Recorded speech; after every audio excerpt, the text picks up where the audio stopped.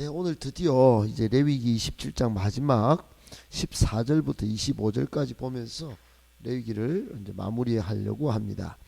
레위기 27장 14절부터 25절까지입니다. 구약성경 191쪽, 저와 여러분이 한 절씩 14절부터 25절까지 교독하겠습니다. 만일 어떤 사람이 자기 집을 성별하여 여호와께 드리려 하면 제사장이 그 우열간의 값을 정할지니 그 값은 제사장이 정한 대로 될 것이며, 자기 집을 물으면 그래서 정한 5분의 1을 다할지니 그리하면 자기 소유가 되리라. 만일 어떤 사람이 자기 기업된 밭 얼마를 성별하여 여호와께 드리려 하면 마지기 수대로 내가 값을 정하되 보리 한 호멜지기에는 한 은 50세겔로 계산할지며, 만일 그가 그 밭을 희년부터 성별하여 드렸으면 그 값을 내가 정한 대로 할 것이요. 만일 그 밭을 희년 후에 성별하여 드렸으면 제사장이 다음 희년까지 남은 연수를 따라 그 값을 계산하고 정한 값에서 그 값에 상당하게 감할 것이며, 밭을 성별하여 드린 자가 그것을 물으려면 값을 정한 돈에 그 5분의 1을 더할지니 그러면 그것이 자기 소유가 될 것이요. 만일 그가 그 밭을 무르지 아니하려거나 타인에게 팔았으면 다시는 무르지 못하고 희년이 되어서 그 밭이 돌아오게 될 때에는 여호와께 바친 성물도 영령이 드린 땅과 같이 제사장의 기업이 될 것이며, 만일 사람에게 샀고 자기 기업이 아닌 밭을 여호와께 성별하여 드렸으면 값을 정하고 그를 위하여 희년까지 계산. 그런 내가 값을 정한 돈을 그날에 여호와께 드려 그가 판 밭은 희년에 그 판 사람 곧 그 땅의 원주인에게로 되돌아갈지니라. 또 내가 정한 모든 값은 성소의 세겔로 하되 20게랄 한 세겔로 할지니라. 아멘.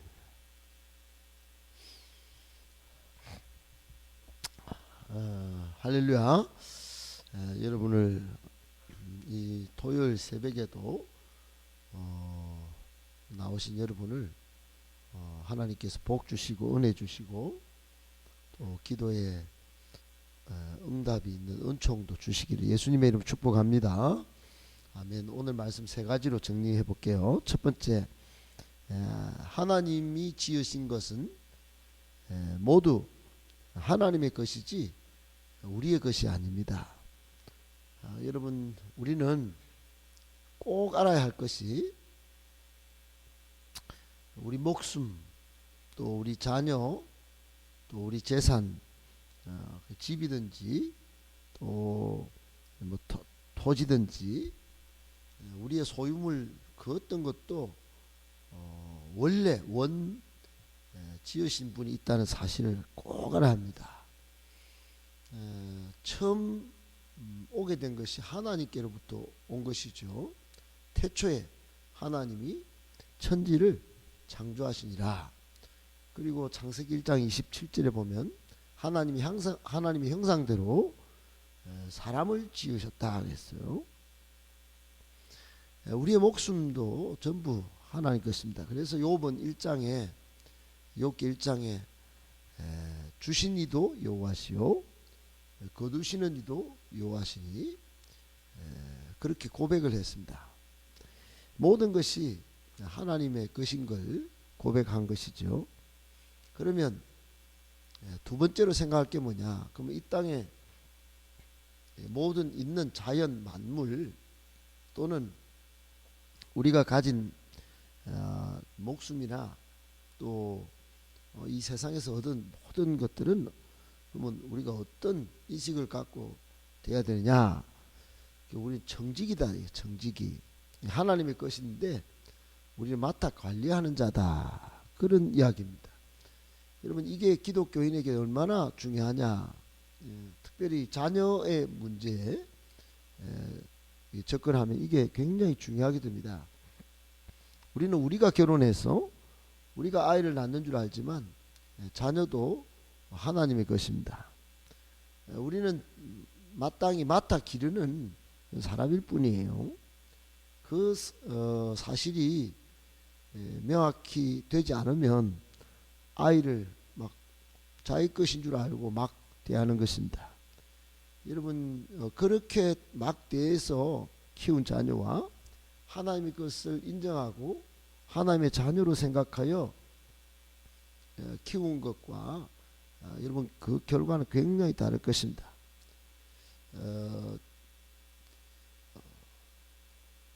오늘 본문에 하나님께서 계속 서원의 문제를 다루십니다. 서원 어제도 이야기했고 27장에 하나님께서 서원 규례를 두신 정신을 여러분 간파하셔야 되는데,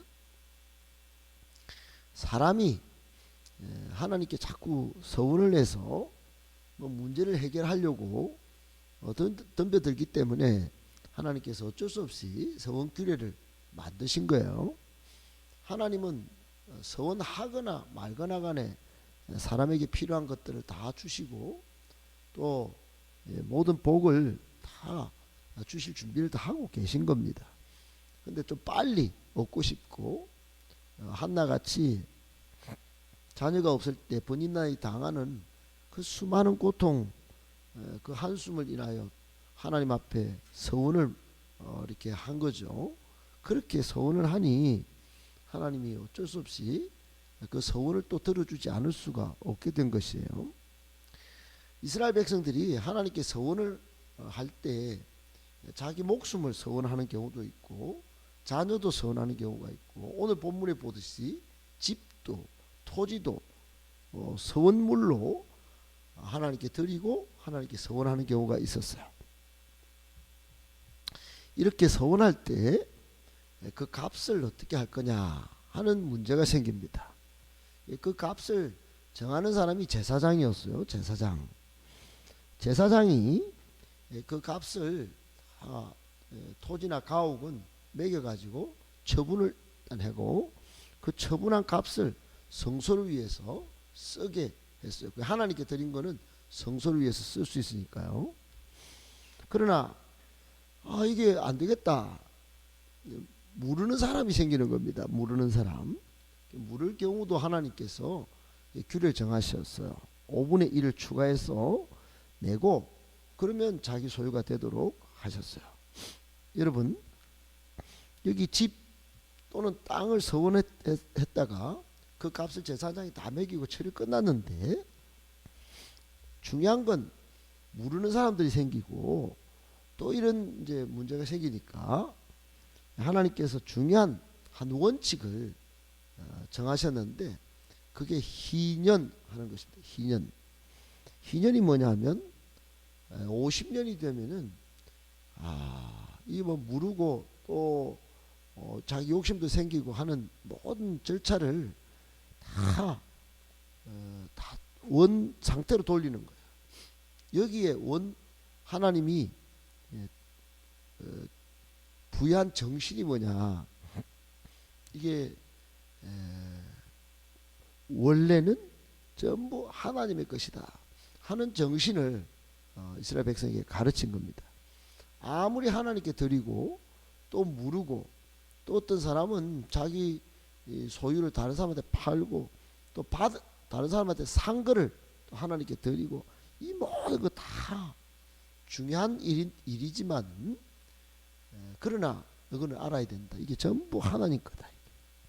하나님이 서원 규례 속에 희년 제도를 포함시킨 이유는 이 세상의 거는 등기 이전을 하면 아파트도 자기 거고 또 주민등록 등본을 하면 자녀도 세대주가 있고 호주가 다 있고 주인이 다 세상 법으로는 다 주인이 있어요. 근데 희년이 딱 들어오면서 하나님이 희년을 만들면서 그거 아니거든. 그 원래 원주인이 나야 나. 이렇게 된 겁니다. 여러분 땅이나 사람이나 모두 원주인이 계십니다. 하나님이세요. 하나님이 지으신 것을 모두 하나님의 것으로 인정함으로부터 기독교인의 삶은 시작되는 것입니다. 거기서 내 것을 내 것이라고 주장하지 않는 그런 겸손이 또는 그런 헌신이 시작될 수 있는 것이죠. 여러분 거기서 기독교인과 세상 사람들은 확연히 구별되는 것입니다. 세상 사람들은 끝까지 내 재산입니다.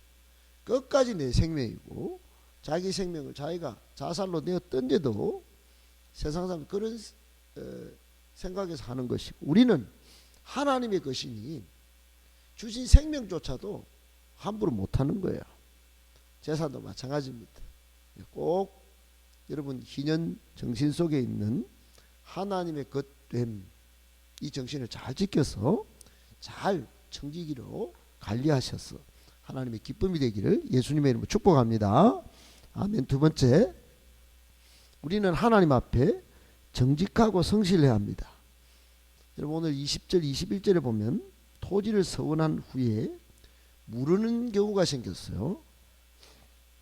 당근 5분의 1을 추가해야 자기 소유가 됩니다. 물렀으니까요. 다이소에 가서 물건을 샀는데 하루 쓰다가 물르겠습니다. 그러면 돈을 내라는 거예요. 돈을 내고 가져갔어요. 그러면 허락하겠소 이렇게 된 겁니다. 여러분 그런데 어떤 사람이 무르지 않고 타인에게 팔아버렸어요. 그거를. 이런 황당한 경우가 있습니까? 자기가 서원했는데 이렇게 서원을 한 거를 갖다가 안 무르고 팔아버리는 경우가 생겼어요. 일단 매수자가 소유가 됩니다. 그러나 희년이 되면 이것도 저것도 안 돼요. 자기 소유로 다 되돌아가는데 하나님은 그때 또 뭘 정하셨냐면 꼼수가 안 되도록 여호와께 바친 성물은 제사장 몫이 되도록 제사장 기업이 되도록 오늘 본문에 정하셨어요. 하나님께 서원하고도 자기 멋대로 처리하는 교만을 경계하기 위해서 하나님은 이런 제도를 만들어서 하나님 앞에 모두가 꼼수를 부리지 않고 물렀다가 또 팔았다가 자기가 꼼수를 부려서 계산적으로 모든 것을 처리하려고 하는 것을 경계하시면서 하나님 앞에 정직하고 성실하게 살도록 그렇게 하셨어요. 여러분 이 정신이 서원 규례 속에 있고 이게 이스라엘 사람들 정신 속에 있었습니다. 오늘날 우리 성도도 이렇게 해야 됩니다. 여러분 우리 교회 혹 몇 분이 옛날에 그런 분이 있었어요. 헌금을 드렸는데 그것을 다시 어떻게 내 돈을 좀 어떻게 그렇게 말하는 분이 있었어. 내가 이렇게 드렸는데 내 돈을 여러분 드리고 나면 내 돈이 아닌 거예요. 하나님께 드린 거죠. 그때도 내 돈이라고 이야기를 하면서 그렇게 막 주장하는 걸 봤어요. 여러분 그 마음속에 꼼수가 있는 거예요. 꼼수가 복받을 자세가 안 돼 있어요. 자기가 하나님 앞에 약속하고도 막 변개하면서 막 소리를 치는 경우도 있었어요. 하나님 앞에 전혀 부정직하고 불성실한 그런 행위였습니다. 여러분 그래서 감정적으로 뭘 하나님 앞에 약속하면 안 됩니다. 기분에 따라서 하나님 앞에 약속하면 안 되는 거예요. 굉장히 하나님을 만홀히 여기는 행동을 조심해야 합니다. 굉장히 교만한 거예요. 굉장히 교만한 겁니다. 그래서 하나님 앞에는 항상 정직하고 성실한 것이 어찌 보면 믿음의 행위 가운데 제1원칙이다 생각하셔야 됩니다. 꼭 기억하시고 그것을 하나님을 하나님 되게 만드는 것이다 생각하고 항상 정직 성실한 요셉과 같은 삶을 사는 저와 여러분 되시기를 예수님의 이름으로 축복합니다. 아멘. 마지막 세 번째, 하나님 앞에 처음 끝과 11조를 잘 지켜드려야 합니다.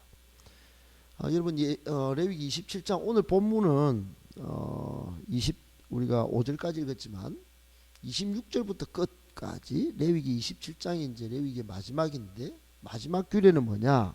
하나는 초태생, 즉 처음 것입니다. 처음 것. 이 처음 것은 그때 당시에 양이 나오든지 또 소의 새끼가 나오든지 처음 것은 전부 하나님 것이다. 그래서 하나님께 드리도록 하셨어요. 잠언서에 보면은 우리의 소산물, 즉 오늘날로 치면 월급 받은 처음 것도 다 하나님 것이다. 그래서 어쩔 수 없이 저도 그렇게 가르쳤고, 저희 그 서울에 간 딸내미도 알바를 첫 것은 뭐 알바 못 쓰겠어요. 그리고 자기가 다 드렸어요. 하나님께. 다 얼마나 억울했겠습니까? 어찌 보면 마음 괜찮더나. 힘들지.